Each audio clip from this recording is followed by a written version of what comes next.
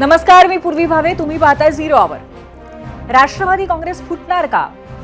तुम्ही म्हणाल की अरे आता तर फुटली होती.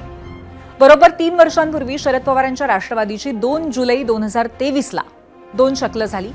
पक्षाचं नाव आणि निवडणूक चिन्ह अजित पवारांच्या नेतृत्वातील गटाला मिळालं, तर नवं नाव आणि नवं निवडणूक चिन्ह शरद पवारांच्या नेतृत्वाखालच्या गटाला मिळालं.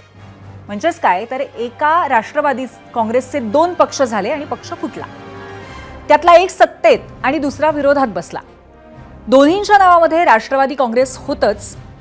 या पक्षफुटीनंतर अगदी अजितदादांच्या निधनापर्यंत तरी दोन्ही राष्ट्रवादीच्या विलीनीकरणावरती उघड चर्चाही कधी झाली नाही. पण 2025च्या शेवटाला राज्यामध्ये महापालिका निवडणुकांमध्ये दोन्ही राष्ट्रवादी काही ठिकाणी एकत्र लढल्या आणि तेव्हा विलीनीकरणाच्या चर्चांना जोर आला. कोणत्याही क्षणी विलीनीकरण होईल असं वाटत असतानाच 28 जानेवारीला अजित पवारांचं विमान दुर्घटनेमध्ये दुर्दैवी निधन झालं आणि त्यानंतर विलीनीकरणाच्या बातम्यांनी आणखीनच वेग धरला. मात्र शरद पवारांच्या नेत्यांनी जितक्या उत्साहाने विलीनीकरणावरती भाष्य केलं, त्या तुलनेत दादांच्या राष्ट्रवादीने मात्र रिस्पॉन्स दिला नाही आणि पुढे महिनाभरामध्ये विलीनीकरणाचा विषय संपला. मग आज पुन्हा एकदा राष्ट्रवादीच्या पक्षफुटीच्या चर्चा का सुरू झाल्या आहेत? तर त्याला कारण आहे एक नोटीस, तीही कायदेशीर नोटीस. त्याचं झालं असं की दादांच्या निधनानंतर 26 फेब्रुवारीला सुनेत्रा पवारांची राष्ट्रीय अध्यक्ष म्हणून निवड झाली. पण त्या निवडीवरनं आता राष्ट्रवादी काँग्रेसचे माजी राष्ट्रीय सचिव सच्चिदानंद सिंग यांनी आक्षेप घेतलाय. सच्चिदानंद सिंग हे सध्या राष्ट्रवादीचे झारखंडचे प्रदेशाध्यक्ष आहेत. इतकंच नाही तर त्यांनी थेट कायदेशीर नोटीसही या मुद्द्यावरनं पाठवली आहे. शिवाय सुनेत्रा पवारांची निवड रद्द करण्याची आणि अध्यक्षपदाची निवडणूक पुन्हा घेण्याची मागणी त्यांनी केली आहे. आता राष्ट्रवादीमधला हा वाद फक्त पक्ष घटनेच्या नियमांचा आहे का? कारण तुम्हाला नक्की आठवत असेल की राष्ट्रवादीच्या नेतृत्वातच अंतर्गत कलह आहे का, अशी शंका काही महिन्यांपूर्वी जाणकारांना पडली होती. प्रफुल्ल पटेल विरुद्ध सुनेत्रा आणि पार्थ पवार असा संघर्ष पक्षाला पाहायला मिळाला होता. सुनेत्रा पवारांनी निवडणूक आयोगाला मार्च महिन्यामध्ये पत्र पाठवलं होतं आणि फेब्रुवारी महिन्यातला पत्रव्यवहार रद्द करण्याची मागणी केलेली होती. सुनेत्रा पवारांच्या या पत्रामध्ये प्रफुल्ल पटेलांचा उल्लेख केवळ राज्यसभेचे गटनेते, तर सुनील तटकरेंचा उल्लेख लोकसभेचे गटनेते असा करण्यात आला होता आणि पक्षाच्या कार्यकारिणीतल्या त्यांच्या पदांचा उल्लेख यात नव्हता. अर्थात पुढे चुका सुधारल्या जातील असं सुनेत्रा पवारांनी सांगितलं होतं.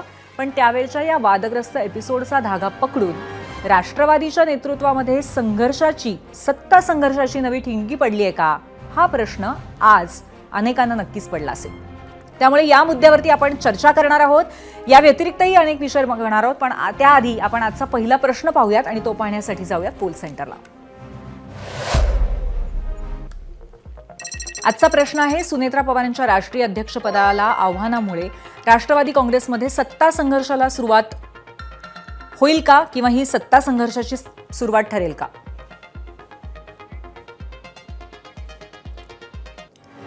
आता सच्चिदानंद सिंग यांच्या नोटीशीतले आक्षेप काय ते आपण पाहणार आहोत. शिवाय राष्ट्रवादीचे झारखंडचे प्रदेशाध्यक्ष सच्चिदानंद सिंग आणि राष्ट्रवादीचे सरचिटणीस बृजमोहन श्रीवास्तव यांच्याशी आपण चर्चाही करणार आहोत. पण त्याआधी जरा राष्ट्रवादी काँग्रेसमध्ये गेल्या 6 महिन्यामध्ये काय काय घडलंय पाहूयात. त्यासाठी जाऊयात मीडिया सेंटरला.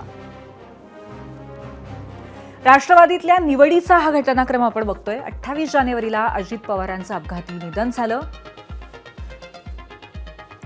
26 फेब्रुवारीला सुनेत्रा पवारांची राष्ट्रीय अध्यक्षपदी निवड झाली.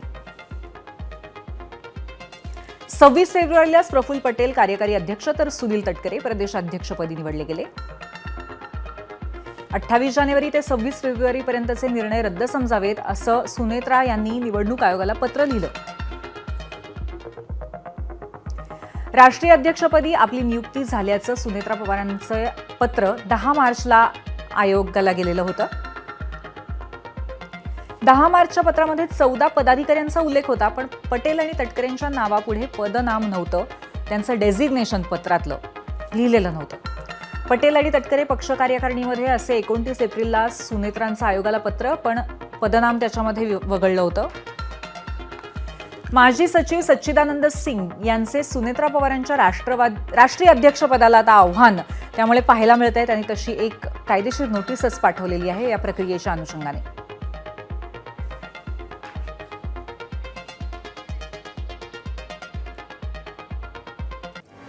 आणि माजी सचिव सच्चिदानंद सिंग यांनी जी नोटीस दिली आहे त्यात नेमके कुठले आक्षेप आहेत तेही आपण पाहणार आहोत. पुन्हा एकदा जाऊयात मीडिया सेंटरला.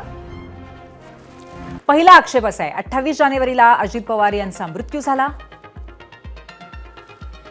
त्यानंतर 17 फेब्रुवारी 2026ला निवडणूक आयोगाला पक्षाकडनं सुधारित घटना देण्यात आली. त्यात नव्याने राष्ट्रीय अध्यक्ष निवड होईपर्यंत प्रफुल्ल पटेल जे पक्षाचे राष्ट्रीय कार्याध्यक्ष आहेत त्यांच्याकडे राष्ट्रीय अध्यक्ष पदाचे अधिकार असतील असं नमूद करण्यात आलेलं होतं. आतापर्यंत सुधारित संविधान पक्षासाठी लागू आहे.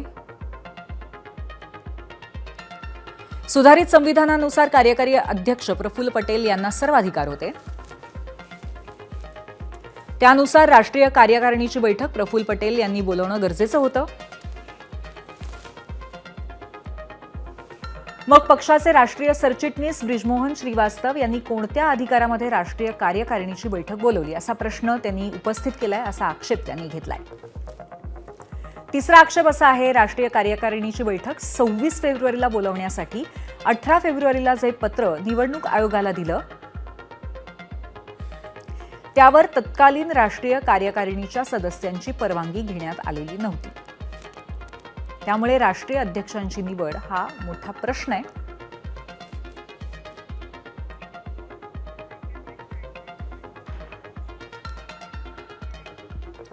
आता जेव्हापासून राष्ट्रवादीचे माजी सचिव सच्चिदानंद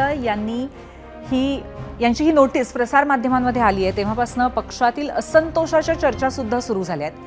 त्यानंतर पक्षाचे ज्येष्ठ नेते प्रफुल्ल पटेल यांनी पक्षामध्ये काही गोष्टींमध्ये सुधारणा आवश्यक आहे असं वक्तव्य केलं आणि त्यानंतर या चर्चा अर्थातच आणखी वाढल्या. पण पक्षातल्या इतर नेत्यांना काय वाटतंय हेही आम्ही जाणून घेतलंय, पाहूयात. खरं तर समजा जर का हे दोन्ही सिनियर नेते आहेत आणि दोन्ही सिनियर नेत्यांनी ह्या प्रकारे मीडियाच्या समोर जाऊन बोलण्याची फार काही आवश्यकता नव्हती. त्यांना बोलायचं होतं तर त्यांना पार्टीच्या समोर, पक्षश्रेष्ठींसमोर आणि पक्षश्रेष्ठींसमोर या सगळ्या गोष्टींची चर्चा करणं त्यांची जास्त आवश्यकता होती. आता एक कोर कमिटीची मीटिंग होईल. त्यांनी ह्या प्रकारे समजा जर का मीडियाच्या समोर जाऊन पक्षाला कुठेतरी बदनाम होण्याच्या दृष्टिकोनातून समजा जर का काही स्टेटमेंट केलेले असतील तर त्यांना त्याची विचारणा होईल. त्यांनाही त्याची नोटीस पाठवण्याची मला तरी वाटतं की ती आवश्यकता असेल. तो निर्णय पक्षश्रेष्ठी घेतील. आम्ही केलेली प्रक्रिया ही अत्यंत घटनेनुसार आणि कायद्यानुसारच पक्षाच्या आहे, पक्षाने केलेल्या नियमानुसारच आहे असं माझं ठामपणाचं मत आहे. त्यानंतर आम्ही एकत्रितपणाने बसून त्यांनी राष्ट्रीय अध्यक्षांच्या निवडीच्या बद्दल जे काही पत्र दिलेलं आहे त्या संदर्भामध्ये नेमकं शिस्तभंग किंवा काय हा सुद्धा निर्णय पक्षाच्या कोर ग्रुपमध्ये बसून आम्ही त्या संदर्भातला नक्कीच त्या ठिकाणी करू. आणि या सगळ्या विषयावरती आपण चर्चा करणार आहोत. आणि आता आपल्या सोबत आहेत माजी सचिव आणि आत्ताचे राष्ट्रवादीचे झारखंडचे प्रदेशाध्यक्ष सच्चिदानंद सिंग ज्यांनी स्वतःही नोटीस पाठवली आहे आणि त्यांच्या नोटीशीमुळेच राष्ट्रवादीमध्ये संघर्षाच्या चर्चा सुरू झाल्या आहेत. आणि त्यांच्यासोबत आहेत राष्ट्रवादी काँग्रेसचे सरचिटणीस ब्रिजमोहन श्रीवास्तव. दोघांची चर्चा करूया. आपल्या दोघांचंही स्वागत आहे. पहिला प्रश्न अर्थातच सच्चिदानंदजींना आहे की तुमचा नेमका आक्षेप या सगळ्यामध्ये काय आहे?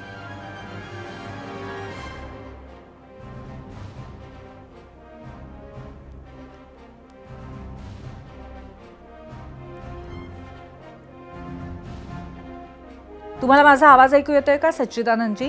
पवार जी को आदरणीय मैं अपने पार्टी के शिरोमणि मानता हूं, लेकिन आगामी जो नेशनल कन्वेंशन में जो चुनाव कराया गया सुनीता पवार बहनी जी का, वो चुनाव पार्टी के विधि सम्मत नहीं घोषणा किया गया, पार्टी के बायलॉज के खिलाफ वो चुनाव पद्धति हो गया। मैं इसके लिए चुनाव में जो त्रुटि हुई है, भविष्य में किसी प्रकार की और कोई खामियां नहीं रह जाए इस पार्टी में, इसलिए मैं सवाल उठाया हूं कि इस त्रुटि को, इस चूक को सुधारा जाए। इसके पहले भी मैं खत लिख करके, पत्र लिख करके मैं आला कमान को अवगत कराया था कि मैं अधिवेशन में आया जरूर हूं, लेकिन ये तरीका चुनाव का सही नहीं है। लेकिन उस खत का जवाब 3 माह बीतने के बाद भी, इस पत्र का जवाब जब हमको नहीं मिला तो हमको लगा कि अभी हमारी पार्टी का जो घड़ी चुनाव सिंबल है वो सुप्रीम कोर्ट में चैलेंजिंग पॉइंट है विरोधी पार्टियों के द्वारा। तो अगर ये हमारा कमी आ जाए, ईसीआई इसको हम पर उचित कार्रवाई न कर दे, उसके पहले हम सुधारने के लिए अदालती नोटिस अपने आला कमानों को, ममता मई, सुनित्रा बहिनी पवार को, प्रफुल्ल पटेल को और ब्रिजमोहन श्रीवास्तव को मैं नोटिस भेजा। ठीक आहे. ब्रिजमोहनजी, तुम्हाला असा प्रश्न आहे की तुम्हाला सच्चिदानंद सिंग यांनी या पत्रामध्ये जे काय लिहिलेलं आहे किंवा या पत्राविषयी तुम्हाला कोणती माहिती आहे?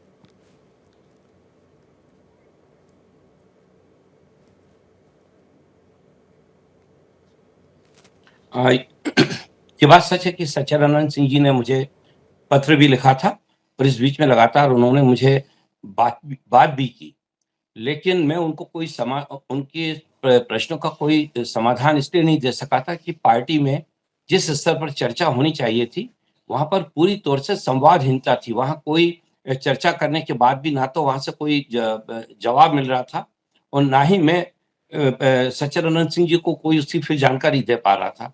इसलिए इसमें ये चूक हुई है और निश्चित रूप से उनका जो कहना है वो सत्य है। हो, पण याच्यामध्ये ब्रिजमोहनजी मुद्दा असा आहे की तुम्ही म्हणताय की तुम्हाला पत्राविषयी माहिती आहे आणि पक्षामध्ये सुधारणेला वाव आहे.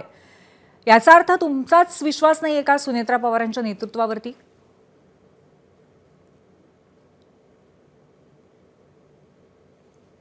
देखिए कि पार्टी के नेतृत्व के रूप में श्रीमती सुनेत्रा पवार को हम सभी लोग स्वीकार करते हैं। मैं नहीं सोचता कि किसी भी व्यक्ति को या किसी भी कार्यकर्ता को इस पे किसी प्रकार की कोई आपत्ति होगी।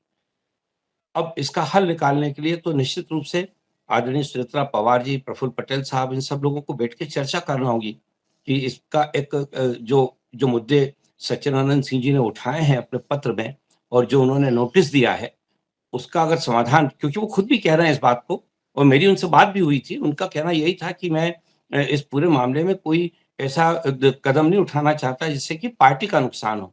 मैं सिर्फ ये चाहता हूँ कि जो भी प्रक्रिया है वो हमारे संविधान के अंतर्गत हो, यही उनकी मांग है। तो अगर हम पार्टी की लीडरशिप अगर इसको मान लेती है तो मैं नहीं सोचता कि इसमें कोई ज्यादा बड़ा मसला है और पार्टी ठीक का है. है। और सच्चिदानंद सिंह जी एक समझदार हमारी पार्टी के पदाधिकारी है। जी, ठीक आहे. ब्रिजमोहनजी, आता सच्चिदानंदजी तुमच्याकडे मी पुन्हा एकदा येते. असं आहे की सुनेत्रा पवारांची निवड 26 फेब्रुवारी 2026 ला झाली आहे, पण आज 5 महिन्यानंतर तुम्ही हा आक्षेप घेतलाय, त्यामुळे जास्त चर्चा होतीये, कारण तुमच्या या टायमिंगवरनं वेगळ्या चर्चा सुरू झाल्या आहेत आणि याच्यामध्ये राजकारण असल्याच्या चर्चाही आहेत.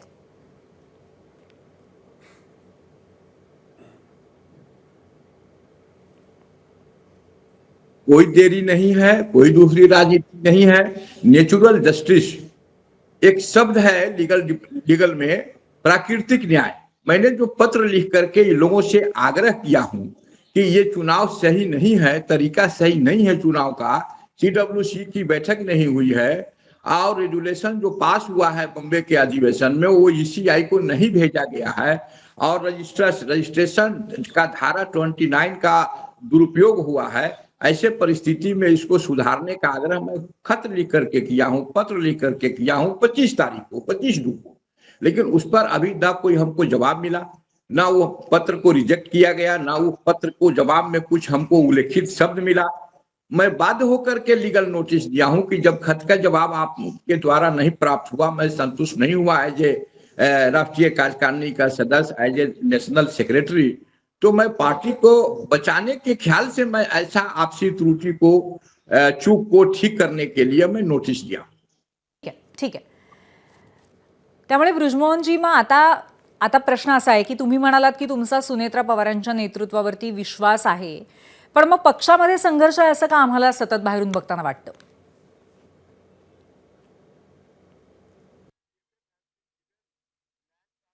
नहीं, सुनेत्रा बहनी के कार्यक्षेत्र में तो मैं नहीं सोचता कि किसी प्रकार का कोई भी हस्तक्षेप हो रहा हो। वो हमारी पार्टी के सर्वमान्य नेता हैं और हम सारे लोग उनका सम्मान करते हैं और हम सब लोग उनके साथ खड़े हुए।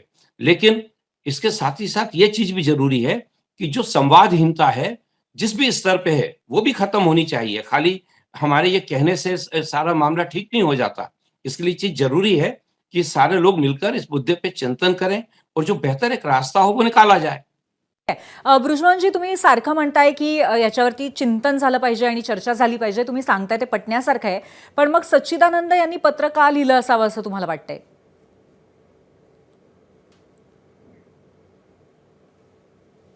शायद इसका कारण यही है कि जो पार्टी में जिन लोगों को अवसर मिला है काम करने का, वो शायद ऐसा मान के चल रहे हैं कि सारी चीज़ें सेल्फ मोड ड्राइव में है, ऑटो ड्राइव में है और ये सारा काम अपने आप होता रहेगा। पर संगठन को चलाना इतना आसान नहीं होता, इस पे लगातार संवाद बनाना होता है और संवाद के बाद ही कोई चीज़ स्थिति पैदा होती है। तो ये समझना पड़ेगा जो लोग पार्टी का संचालन जो अपने हाथ में लिए हुए लोग हैं, उनको इस मामले में गंभीरता से विचार करना चाहिए क्योंकि उनकी तरफ से ही इस मामले में कमी है। ठीक आहे. पुढचा प्रश्न सच्चिदानंदजी तुम्हाला आहे. आता आज दिवसाभरामध्ये तुमच्या पक्षाचे महाराष्ट्र अध्यक्ष सुनील तटकरे यांनी पत्रकार परिषद घेतली आणि सुनेत्रा पवारांची निवड कशी कायदेशीर आहे हे सांगितलेलं आहे. मग तुमच्या दाव्याला कायदेशीर आधार काय?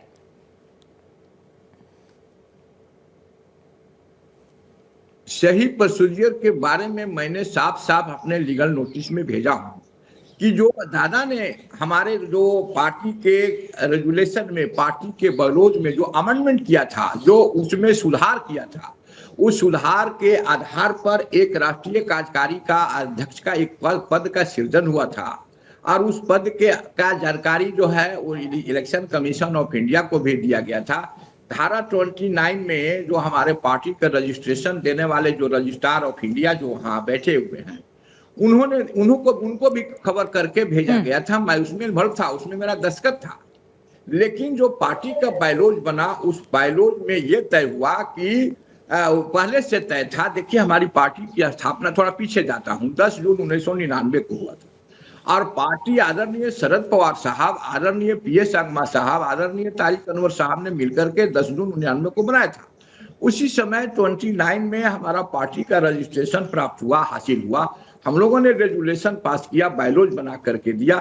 उस बायलॉज के अनुरूप कितने अध्यक्ष का चुनाव हुआ 99 से लेकर के अभी तक। यही परंपरा है, यही कानून है हमारा पार्टी का कि सबसे पहले CWC की बैठक होनी चाहिए, जो अभी तक हुआ है। इस प्रक्रिया में नहीं हुआ। CWC में जितने भी हम लोग सदस्य हैं, वो लोग फैसला लेते हैं कि चूंकि राष्ट्रीय अध्यक्ष का चुनाव कराना अति आवश्यक है, रजिस्ट्रार के अनुसार और धारा 29 के अनुसार और इसी के अनुसार, ECI के अनुसार, ऐसे परिस्थिति में चुनाव में हम लोग लाना चाहते हैं। ये नाम को हम लोग सर्वसम्मति से प्रस्ताव पारित करना चाहते हैं। जब CWC नाम के प्रस्ताव पारित हो जाता है तो उसी नाम को हम लोग जनरल काउंसिल में, जो नेशनल अधिवेशन जिसको बोलते हैं, जो पार्टी के बायलॉज के अनुरूप है, उसमें हम लोग सभी डेलीगेटों से उसकी जानकारी दे करके और समर्थन मांगते हैं। समर्थन मांगने के बाद जो मीटिंग होती है, जिसकी अध्यक्षता में बैठक होती है, उनके द्वारा जो रेजुलेशन पूरा तैयार होता है और उसकी कॉपी हम लोगों की पूरे जनरल लोगों की दस्तखत, CWC के सदस्यों की दस्तखत, हस्ताक्षर युक्त पत्र जो है इलेक्शन कमीशन ऑफ इंडिया को जाता है, रजिस्ट्रार को जाता है। लेकिन इसमें नहीं गया है। यही 3-4 त्रुटि है जो कभी भी हमारे पार्टी पर आगे चल के संकट आ सकता है। ठीक आहे. बृजमोहनजी, तुम्ही आता ऐकलेलं आहेत की सच्चिदानंद यांनी काय म्हटलं आता, पण या सगळ्यावरती आणखीन एक प्रश्न आहे की जर पक्षाच्या माजी सचिवाला वाटतंय की अध्यक्षपदाची निवडच बेकायदेशीर झाली आहे आणि ही बाब त्यांनी आपल्या नेतृत्वाकडे सांगितल्याचा दावाही केलाय, पण तरीही माध्यमांसमोर मांडली आहे, याचा अर्थ पक्षात काहीतरी संघर्ष पेटलाय का, ज्यामुळे अशा पद्धतीने थेट संवाद साधण्याची, माध्यमांसमोर प्रश्न मांडण्याची पण गरज निर्माण होतीये?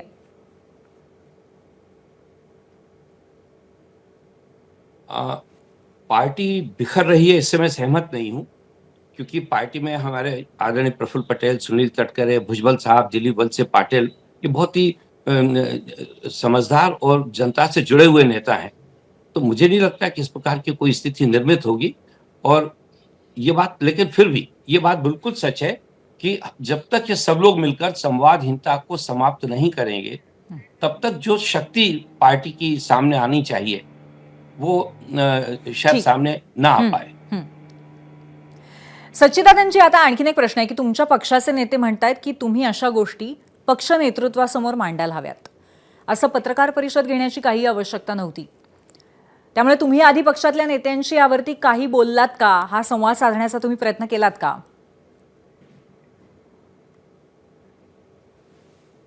नहीं, खारिज नहीं किया। टाइम बार हो गया ना। मैं 90 दिन का प्राकृतिक न्याय के तहत मैं चुप था, खत लिख करके। तो जब 19 दिन बीत गए कोई जवाब नहीं आया तो मैं समझ गया कि इसको नोटिस हमारे आला कमान के द्वारा नहीं लिया जा रहा है।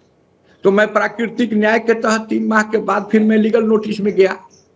खारिज अगर कर दिए होते 2-3 दिन के अंदर तो मैं उसी समय लीगल नोटिस में चला जाता, लेकिन 90 दिन में इंतजार किया कि जब तक नेचुरल जस्टिस के तहत जवाब शायद आ जाएगा। नहीं आया तो मैं ये समझा कि जवाब देना नहीं चाहते हैं या हमारे खत का कोई उनके नजर में वजूद नहीं है, कोई उसमें सीरियसनेस नहीं है, इसलिए जवाब नहीं आया। तब मैंने कोर्ट का दरवाजा खटखटाने के लिए तैयार हुआ हूं कि आप हमको बता दें कि ये चुनाव सही हुआ है कि गलत हुआ है। और कोर्ट ने हमको जब बता देगा कि नहीं चुनाव सही है तो मेरा पिटीशन खारिज हो जाएगा। जब वो जजमेंट देगा कि नहीं चुनाव अवैध है तो ईसीआई के यहाँ फिर से आगे की कार्रवाई का मांग करूंगा मैं। ठीक आहे, शेवटचा प्रश्न आहे बृजमोहनजींना. पक्षामध्ये सगळं ठीक सुरू आहे ना? कारण अशा पद्धतीच्या जेव्हा चर्चा होतात तेव्हा पहिला प्रश्न हाच असतो.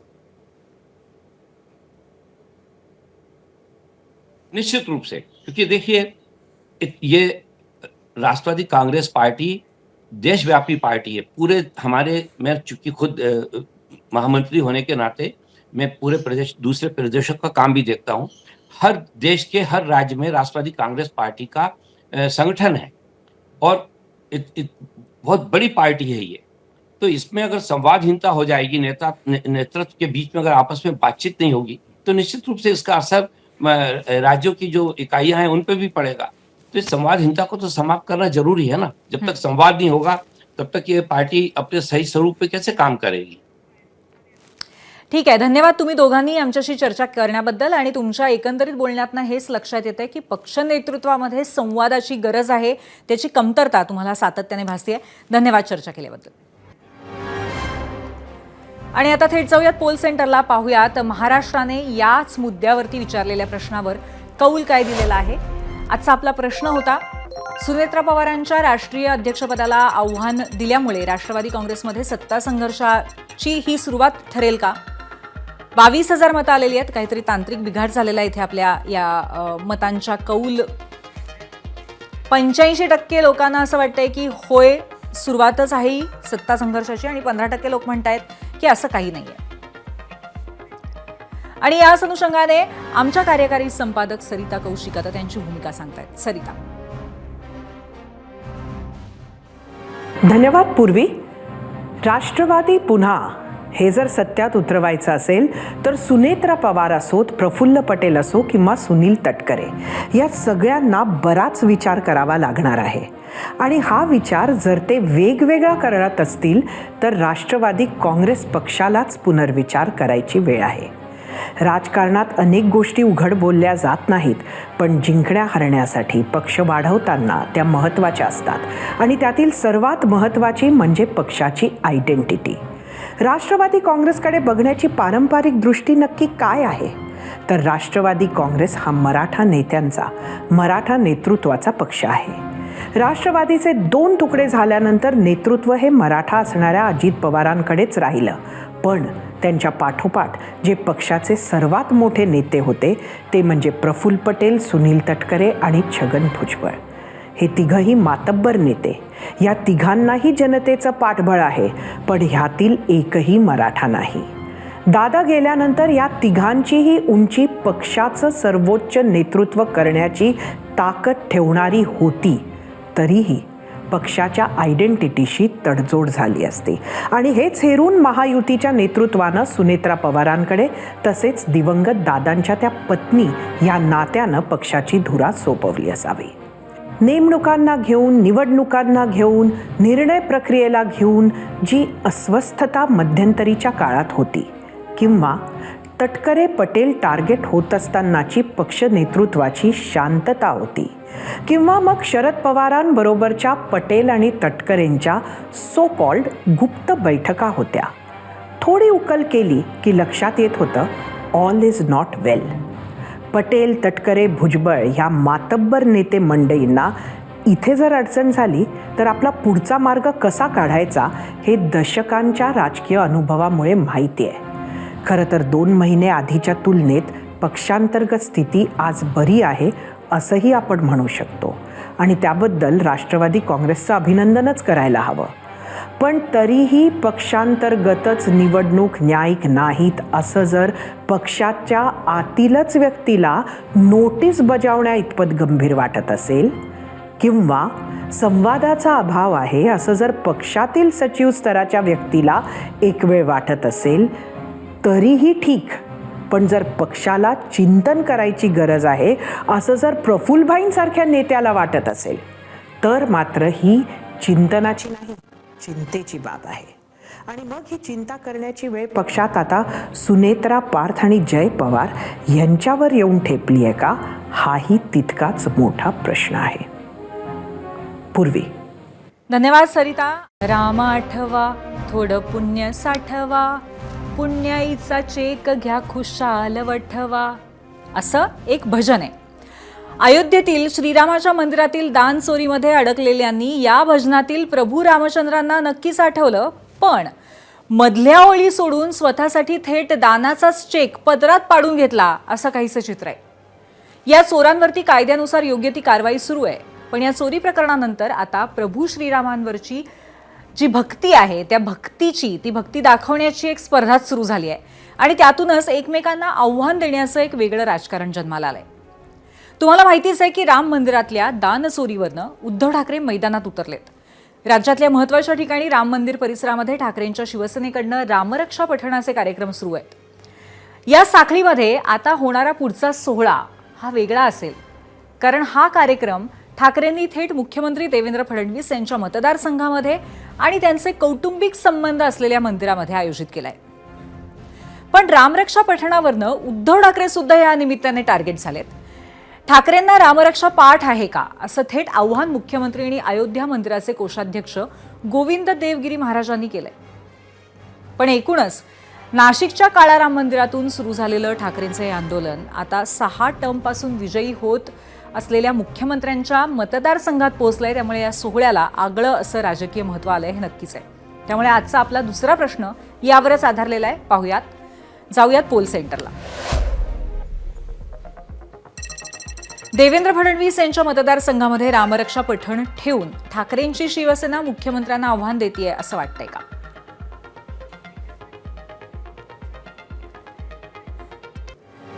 आता मुख्यमंत्र्यांच्या मतदारसंघामध्ये रामरक्षा पठणाचा हा कार्यक्रम नेमका कधी, कुठे ठेवलाय आणि मुख्यमंत्री देवेंद्र फडणवीस यांच्यासाठी त्या जागेचं राजकीय महत्त्व काय हे आपण पाहणार आहोत. पण याआधी या विषयावरती मुख्यमंत्र्यांनी उद्धव ठाकरेंना काय टोला लगावलाय ते ऐका.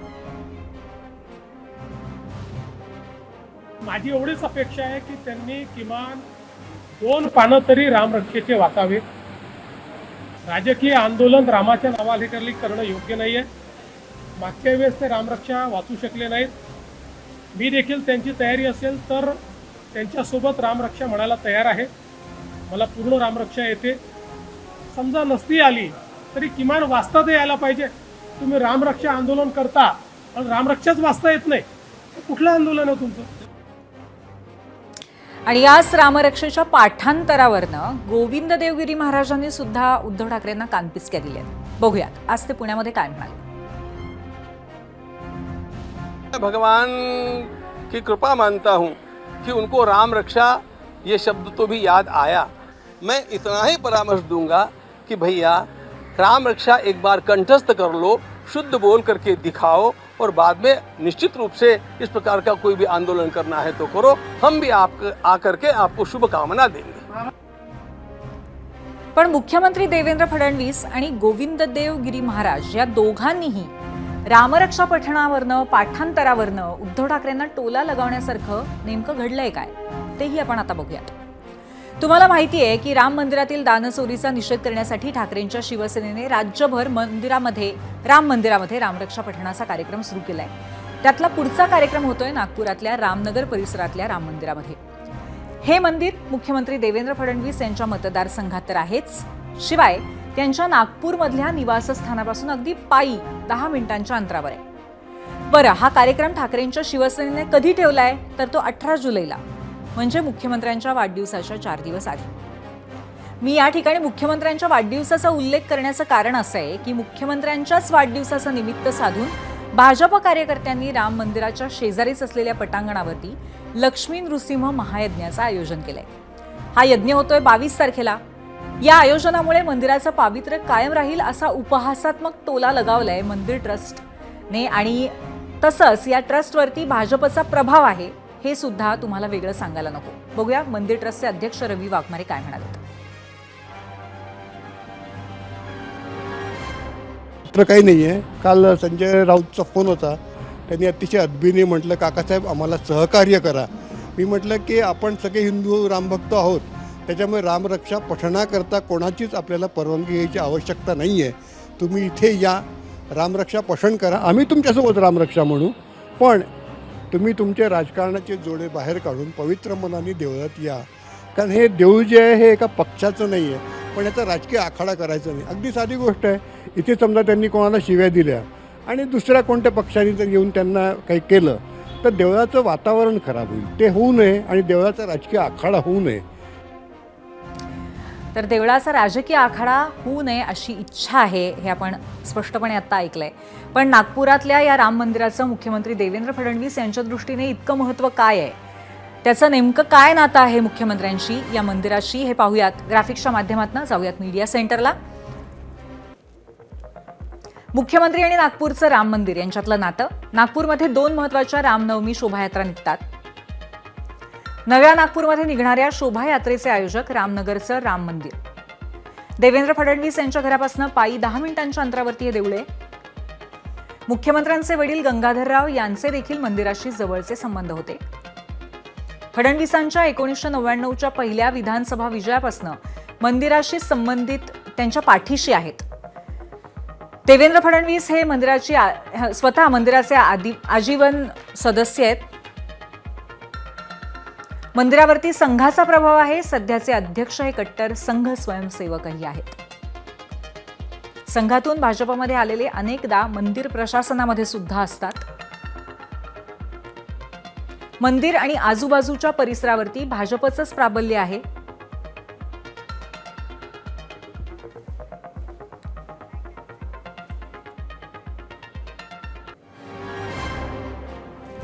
त्यामुळे आता ठाकरेंच्या शिवसेनेचा हा रामरक्षा पठणाचा कार्यक्रम होणार आहे भाजपच्या बालेकिल्ल्यात, मुख्यमंत्र्यांच्या मतदारसंघात. पण त्या कार्यक्रमावरती टीका करण्यासाठी उपमुख्यमंत्री एकनाथ शिंदेही धावून आलेत. ठाकरेंच्या शिवसेना कधी काय करावं हेच कळत नसल्याचा टोला त्यांनी लगावलाय. मी बोललोय विधान परिषदेमध्ये, परंतु मी आपल्याला एवढंच सांगतो, किती काही केलं तरी सुद्धा, किती हिंदुत्वाचा हाव आणला तरी सुद्धा, हिंदुत्व त्यांनी बाळासाहेबांचे विचार सोडले तेव्हाच सुटलेला आहे.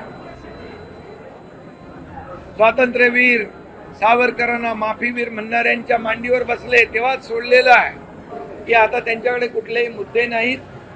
आणि म्हणून अशा प्रकारचे जे त्यांनी सोडलेले मुद्दे विधानसभेच्या अधिवेशनामध्ये हिंदुत्वाचा मुद्दा घेऊन चूक केली, हिंदुत्वाचे विचार घेऊन चूक केले असं म्हणणारे आता म्हणतायत गर्व से कहो हम हिंदू आहे.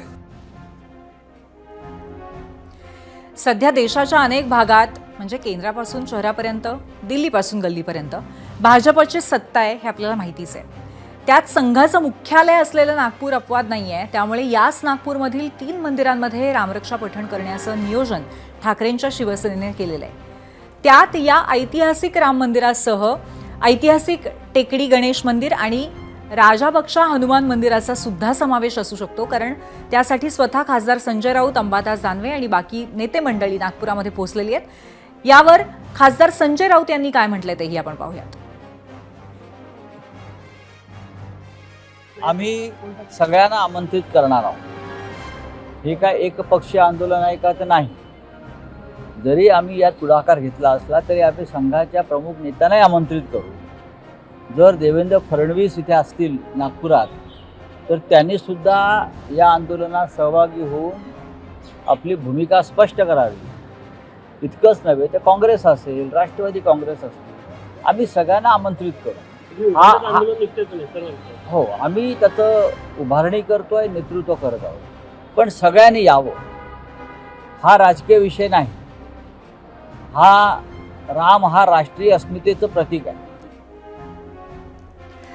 एकीकडे थेट संघ मुख्यालयामध्ये शक्ती प्रदर्शनाची तयारी ठाकरेंच्या शिवसेनेने केल्याचं यावरनं दिसतंय, पण दुसरीकडे केंद्रात लोकसभेशी निगडीत वेगळंच राजकारण सध्या रंगतंय. तुम्हाला माहितीच आहे की 6 खासदार अलीकडेच उद्धव ठाकरेंची साथ सोडून शिंदेंकडे गेले, पण त्यांचं पक्षांतर राज्यघटना विरोधी असल्याचा दावा ठाकरेंच्या शिवसेनेचे खासदार अरविंद सावंत यांनी केलाय. हा दावा खोडून काढताना शिंदेंनी हा ठाकरेंच्या शिवसेनेचा केविलवाणा प्रयत्न आहे अशी टीका केली आहे. आणि टीका केल्यानंतर उपमुख्यमंत्री शिंदे संध्याकाळी थेट दिल्लीला रवाना झालेत. आता त्यांचा दौरा मंत्रिमंडळ विस्तारामध्ये या दौऱ्यामध्ये मुलाची त्यांच्या वर्णी लावण्यासाठी आहे का 6 खासदारांच्या प्रश्नी अरविंद सावंत यांच्या आरोपांच्या संबंधी आहे, हे मात्र गुलदस्त्यात आहे. आमच्या शिवसेना उद्धव बाळासाहेब ठाकरे पक्षाचे 6 खासदार, आता ही जुनी गोष्ट झाली की ते गेले, भेटले. काल परवाकडे ते माननीय लोकसभेच्या अध्यक्ष बिर्ला साहेबांना सुद्धा भेटल्याची माहिती मिळाली आणि म्हणून आम्ही 6 खासदारांना पत्र दिलेलं आहे की हे तुमचं पाऊल असंविधानिक आहे. त्याचीच जाणीव आम्ही माननीय लोकसभा अध्यक्षांना पण दिली आहे की हे असंविधानिक आहे. अशा प्रकारचं कुठल्याही गटाला मान्यता देता येत नाही याची आपण नोंद घ्यावी आणि तशी कारवाई करावी अशी अपेक्षा आम्ही व्यक्त केलेली आहे. त्या पत्राला केराची टोपली आमच्या खासदारांनी दाखवलेली आहे. त्यांच्या पत्राला विचारतो कोण? लोकशाहीमध्ये नियमाप्रमाणे 2/3 मेजॉरिटीला महत्व आहे आणि बाकायदा लोकसभा स्पीकर यांच्याकडे जाऊन 6 खासदारांनी पत्र देऊन सगळी प्रक्रिया पूर्ण केलेली आहे. ही फक्त हा केविलवाणा प्रयत्न आहे. कोर्ट कचेऱ्या करणं, हे करणं, ते करणं, त्यामुळे कुठल्याही त्यांचा त्या पत्राचा परिणाम आमच्या खासदारांवर होणार नाही. आणि उपमुख्यमंत्री एकनाथ शिंदे हे दिल्लीला आता पोहोचलेले आहेत 6 खासदारांसोबत. त्यामुळे दिल्लीमध्ये काय नाट्य रंगणार याच्याकडे आपलं लक्ष असेलच. पण आपण थेट आता पोल सेंटरला जाऊयात आणि दुसऱ्या प्रश्नावरती महाराष्ट्राने कौल काय दिलाय आपण पाहूयात. देवेंद्र फडणवीस यांच्या मतदारसंघात रामरक्षा पठण ठेवून ठाकरेंची शिवसेना मुख्यमंत्र्यांना थेट आव्हान देते असं वाटतंय का? 71% लोक म्हणतायत हो, 29% नाही. 33,000 मतं या प्रश्नावरती आलेली आहेत. आणि याबरोबरच 0 आवरमध्ये आता आपण इथेच थांबतोय.